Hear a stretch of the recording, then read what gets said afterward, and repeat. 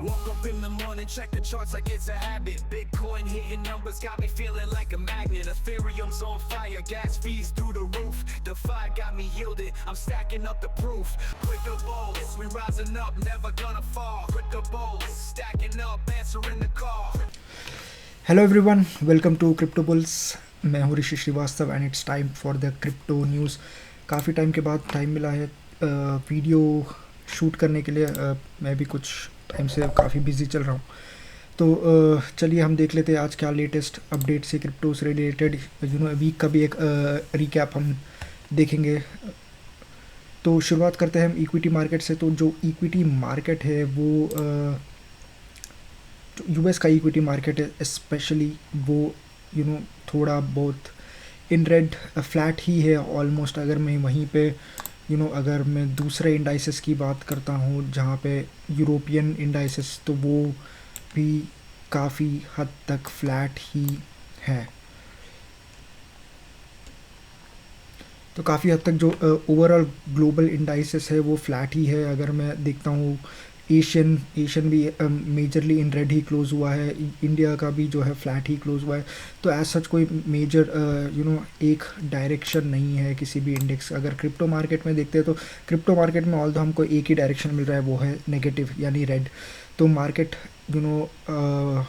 आज भी almost 1.75% down है, ऑलमोस्ट 2% डाउन ही कहूँगा मैं तो। पिछला काफ़ी टाइम से मतलब कल से तो कल भी ऑलमोस्ट आई थिंक 2 या 2.5% कुछ मार्केट गिरा था। आज वापस से ऑलमोस्ट 1.75 से 2% आज मार्केट डाउन है। तो जो ओवरऑल क्रिप्टो मार्केट कैप है वो अभी गिर के 2.5 ट्रिलियन तक आ चुका है। हम देखते हैं फियर एंड ग्रीड इंडेक्स अभी फियर शो कर रहा है क्लियरली। हम देख सकते हैं जो BTC है वो 76,000 तक गिर चुका है। जो कुछ आज से 3-4 दिन पहले वो 80 के ऊपर था, 82,000 के आसपास कुछ ट्रेड कर रहा था। लेकिन अभी देखिए आप, जो BTC है वो 76,000 के लेवल पे आ चुका है। इथीरियम 2100 के लेवल्स पे आ चुका है। अगर हम देखते हैं टॉप गेनर्स में क्या है, तो कुछ नए टोकन्स, काइट, नियर प्रोटोकॉल, अगर आप परसेंटेज चेंज देखोगे 24 आवर्स का, तो वो भी एट जो सबसे टॉप गेनर टोकन है उसका सिर्फ 11% ऊपर है 24 घंटे में जो उसका प्राइस है। तो मार्केट क्लियरली एक डायरेक्शन पकड़ा हुआ है। मार्केट का मतलब नीचे ही गिर रहा है जो क्रिप्टो मार्केट है। तो मार्केट में एज सच कोई क्या है, मतलब हम उसके बारे में बात करेंगे। मार्केट क्यों गिर रहा है, मार्केट में ऐसा क्या हुआ है पिछले 2-3 दिनों में, हम ये देखेंगे। लेकिन ये जो पूरा एक हफ़्ता था वो एक रोलर कोस्टर राइड से कुछ कम नहीं था। हमने स्टार्टिंग में देखा कि जो क्रिप्टो करेंसीज है उनमें एक अच्छा खासा सर्च आया था। मार्केट ऑलमोस्ट जो BTC था वो $82,000-83,000 के आसपास जा चुका था। इथीरियम 2500 के लेवल पे था। हमने देखा था कि मार्केट काफ़ी अच्छा परफॉर्म कर रहा है, स्पेशली क्रिप्टो मार्केट। ऐसा क्यों हो रहा था? क्योंकि जो क्लैरिटी एक्ट है आने वाला है उसके होप्स लगे थे। क्योंकि काफ़ी टाइम से हम क्लैरिटी एक्ट के बारे में बात कर रहे हैं। जो क्लैरिटी एक्ट क्या करेगा, क्रिप्टो को एक रेगुलेशन देगा क्लियरली। तो उस लॉ के लिए हम वेट कर रहे हैं कि कब पास होगा सेनेट में एंड कब जाके वो एक लॉ बनेगा। एंड लग रहा है कि जल्द ही हम इसको इम्प्लीमेंट होता हुआ देख सकते हैं, क्योंकि जो सेनेट है वहाँ पे तो ये अप्रूव हो चुका है। अब देखना ये है कि ये कब लॉ बन के आता है। तो फ्लोर पे पास होना आई थिंक अभी भी बाकी है। और ऑल्दो जो आई थिंक 54 to 49 इस ऐसे कुछ वोट्स के साथ इस एक्ट को जो है वोट मिला है 54 to 49 रेशो, तो उससे जीता है ये लॉ। एंड अभी ये फ्लोर पे जाएगा। फ्लोर पे पास होने के बाद इस पे प्रेसिडेंट का सिग्नेचर लगेगा, उसके बाद तब जाके ये एक लॉ बनेगा। तो अभी थोड़ा टाइम है, लेकिन द प्रॉब्लम ये है कि जल्द ही हम देख सकते हैं कि जो सेनेट है वो लीव पे जाएगा। एंड उसके बाद शायद हमको जुलाई अगस्त तब तक हमको इस पे कोई फर्दर डेवलपमेंट्स होता हुआ ना दिखे। एंड जब सेनेट वापस रिसेस से लौट के आएगा उसके बाद वो पूरा का पूरा फोकस उनका जो ये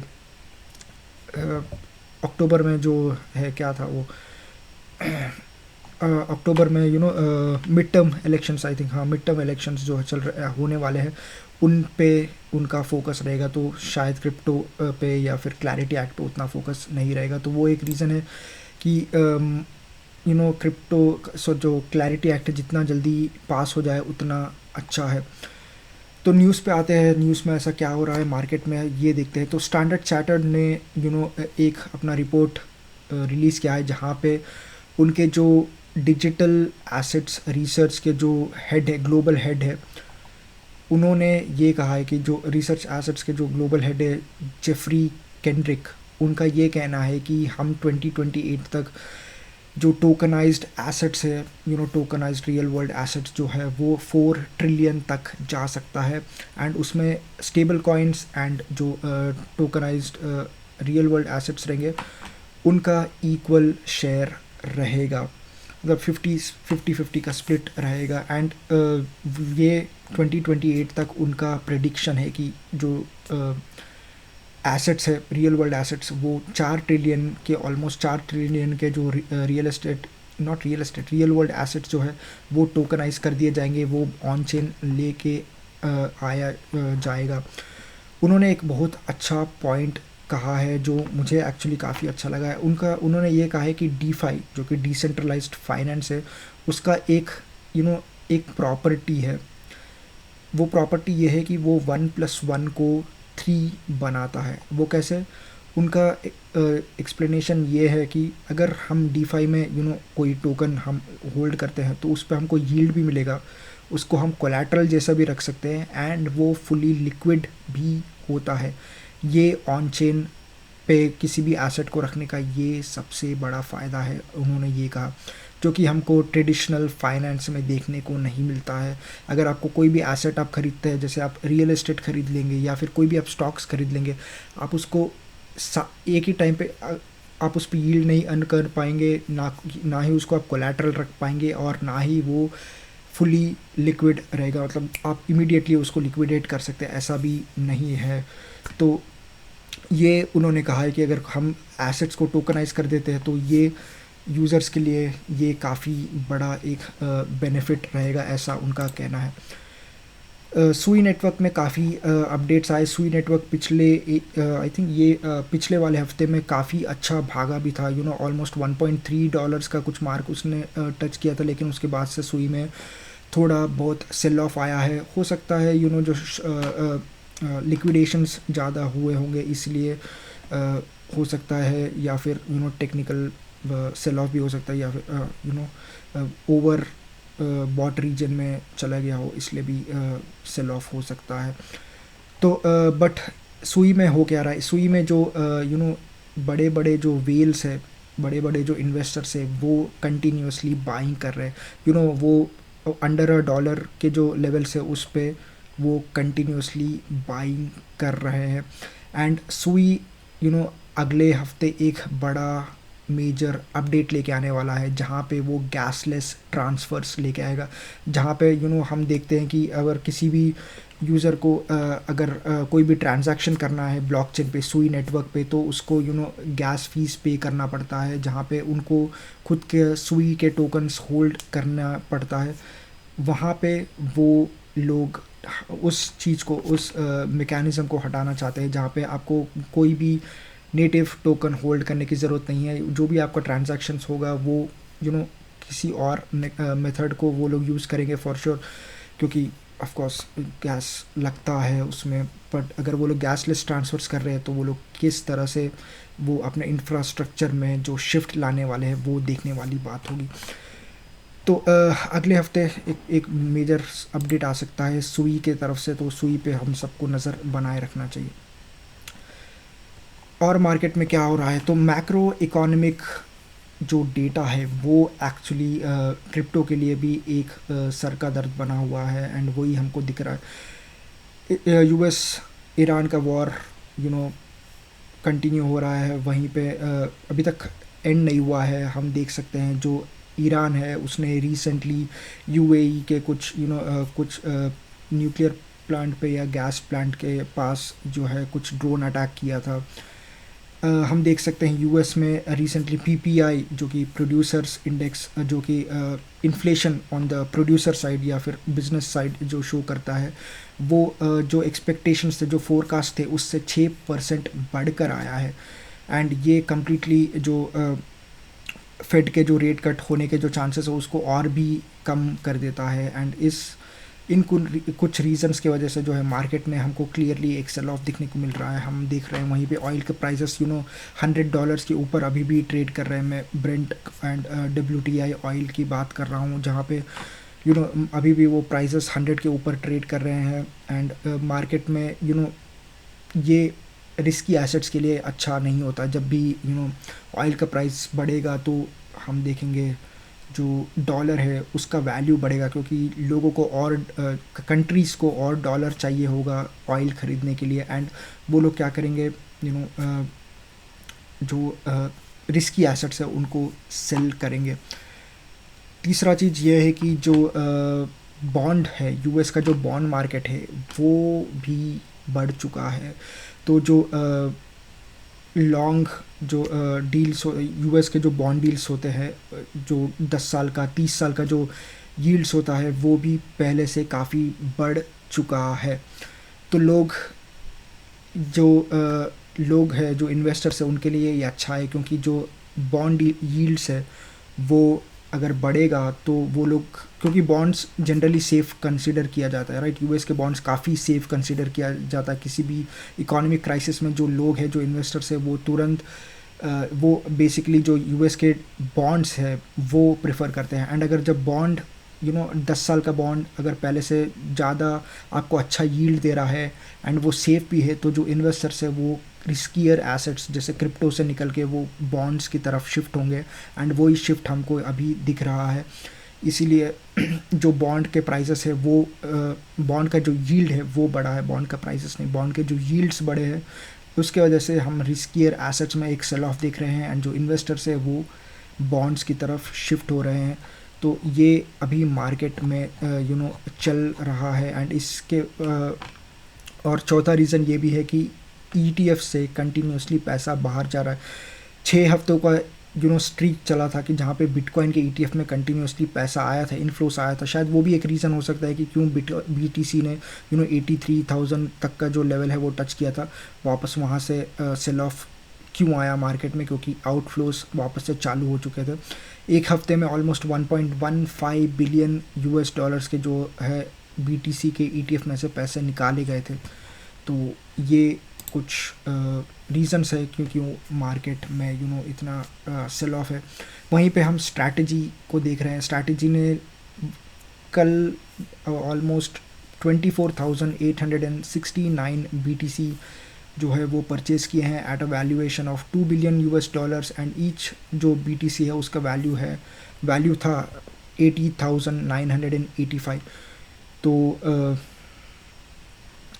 एंड वो अगर अभी टोटली ऑलमोस्ट 64 बिलियन के जो है BTC स्ट्रैटेजी होल्ड करता है, जहाँ पे उनका एवरेज प्राइस है 75,700 पर BTC। तो अभी भी वो थोड़ा बहुत इन प्रॉफिट है। तो ऑलमोस्ट आई थिंक वो 64 बिलियन या 65 बिलियन के आसपास कुछ प्रॉफिट पे बैठा होगा strategy as of now. But हम होपफुली BTC यहाँ से और ऊपर जाएगा तो वो और पैसा जो है बनाएंगे। तो SpaceX, OpenAI and Claude, I think ये 3 मेजर IPOs ये साल आने वाले हैं ऑन US स्टॉक मार्केट पे। एंड वहाँ पे हमने कुछ हफ्तों पहले देखा था कि जो OpenAI एंड Claude के जो प्री IPO कॉन्ट्रैक्ट्स है वो टोकनाइज्ड वर्जन्स उसके कुछ लॉन्च किए गए थे आई थिंक। एंड उसके ऊपर सॉर्ट ऑफ एक नॉट एग्जैक्टली बैन बट एक लीगल प्रॉब्लम में वो फंस गए थे, जहाँ पे जो OpenAI एंड Claude के वो कंपनीज है उन्होंने ये कहा है कि कोई भी टोकनाइज्ड वर्जन्स इस हमारे टोकन्स का, हमारे शेयर्स का आप नहीं लॉन्च कर सकते। द थिंग इज़, देखिए यहाँ पे वो लोग जो भी लॉन्च करने वाले थे टोकनाइज्ड वर्जन्स, वहाँ वो लोग एक्चुअली में ये करने वाले थे कि जब भी कोई टोकन ऑन चेन कोई भी ट्रांजैक्शन होता है बाय एंड सेल का, वहाँ पे जो ओपन एआई या फिर क्लाउड का जो एक्चुअल एंथ्रोपिक का जो एक्चुअल शेयर है वो ट्रांसफ़र किया जाएगा।